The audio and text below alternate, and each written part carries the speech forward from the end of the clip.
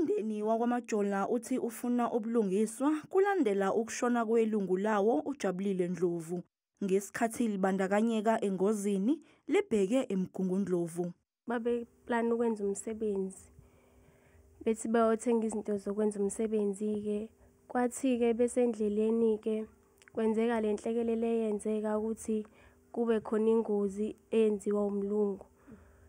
Nakhona-ke asazi ukuthi uba usephutheni, kodwa-ke ngokuzwa kwethu sezwa kuthiwa umlungu usephutheni wayedakiwe.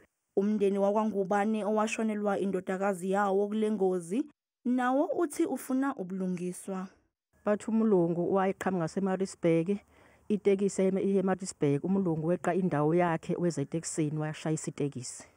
Owasinda kule ngozi uqinisekisa ukuthi ibhunu elisolwa ngokugayisa amantombazana amathathu ngemoto ilona leli elashayisa itekisi ababehamba ngayo.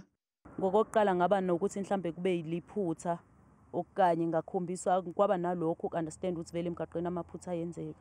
Kodwa kuthe mase kwenzeka iphutha elifana nalelo ukuthi nabantwana bebehamba ku pavement then kwenzeka bashayiseka behamba lapho, kumina sekunokuthi kushuthi nathi wasilimaza ngamabomu. Ila ngizwe khona ubuhlungu kakhulu ukuthi kushuthi wasilimaza ngamabomu and lokho kungaffecte kakhulu ke futhi.